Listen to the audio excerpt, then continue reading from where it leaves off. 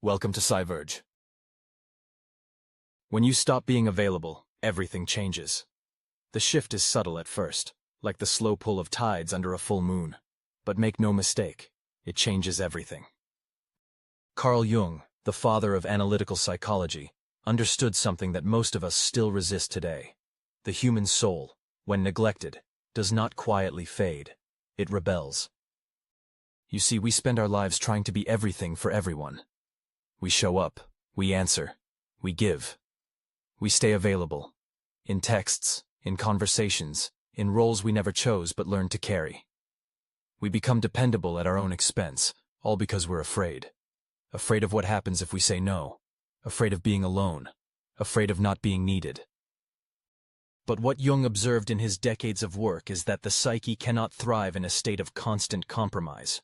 He believed that the self, the true, whole center of our being, demands individuation. That is, it demands the process of becoming who you really are, separate from the masks, the roles, and the attachments that dilute your essence. So when you stop being available, what really happens? At first the world resists. The people who benefited from your constant presence, they notice. They call it selfishness.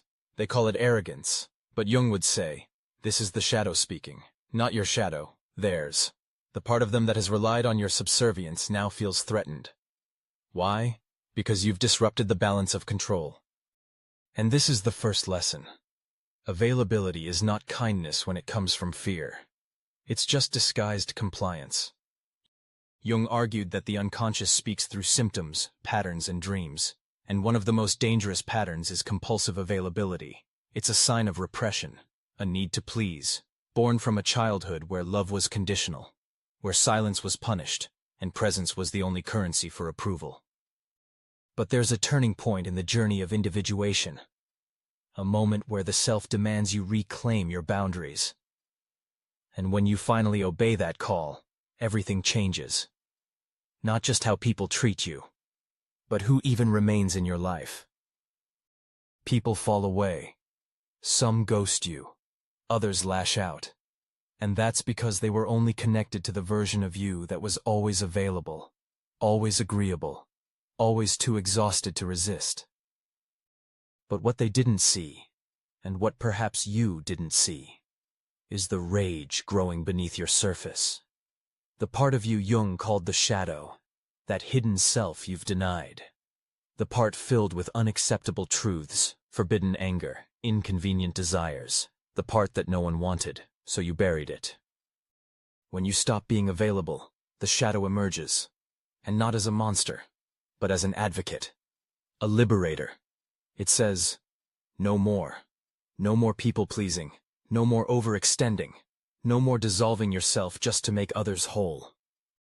And now, here's the paradox. When you begin to honor this darkness, your light intensifies. Jung believed that true wholeness required the integration of opposites. To become who we are, we must face what we are not.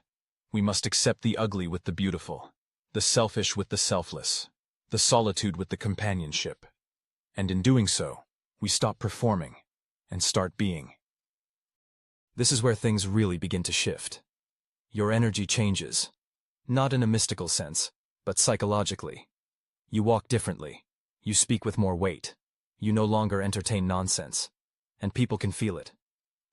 Some will test your new boundaries. Others will respect them. But the most fascinating transformation is internal. You begin to reclaim your time, your mind, yourself. You begin to realize that solitude was never a punishment.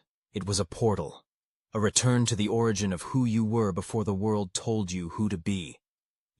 Jung once said, "The privilege of a lifetime is to become who you truly are." But that privilege comes with a cost.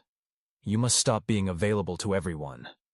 Because the truth is, not everyone deserves access to you. Not everyone is ready to meet the version of you that is no longer convenient. There's a certain silence that comes after this withdrawal. It's unsettling. You may even question if you made the right choice. But that silence is sacred. It's not emptiness. It's space. And space is where the self begins to speak again. You'll hear thoughts you forgot you had. You'll remember dreams you abandoned. You'll rediscover instincts that were drowned out by the noise of obligation. This is the real you.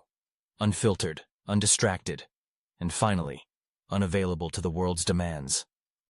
In that sacred space, something else happens. You begin to attract differently. Not because you're playing some psychological game, but because you've raised your standards to match your soul. The friendships you form are deeper. The connections are richer. People now meet you where you are, not where you used to shrink. This is what Jung meant by the self being a guiding principle. When you follow it, when you realign your life around it, everything not meant for you falls away. And yes, it's painful. Loss always is. But it's the kind of pain that heals, the kind that makes room for truth. When you stop being available, you learn what was real and what was performative. You learn which relationships were built on love and which were built on dependency. You learn that respect begins the moment you stop negotiating your worth. The world will tell you that being unavailable is cold, that it's distant, that it's antisocial. But here's the truth that Jung understood. In a world obsessed with masks, authenticity is often misdiagnosed as rebellion. And maybe it is rebellion, but it's a rebellion of the soul, a revolt against the prison of expectations, a revolution of inner truth. So if you feel the call to pull back, to go inward, to protect your time, your energy, your mind, listen. Don't fight it. Don't apologize for it. The self is trying to bring you home. And when you return, when you re-emerge from that solitude, you won't be the same. You'll be whole, not perfect, not always at peace, but true. And that truth will be unshakable. The world might not clap for this transformation. In fact, it might punish you for it. But Jung didn't believe in pleasing the world. He believed in transcending it, in finding meaning beyond social roles and expectations. So when you stop being available, don't think of it as rejection. Think of it as realignment. The path of individuation is not easy, but it's the only path that leads to depth, to freedom, to authenticity. And that, more than anything, is what this world desperately needs. Not more availability, but more truth. So ask yourself, who are you when you stop performing? Who remains when you stop pleasing? What is born when you stop being available? Maybe the answer is you.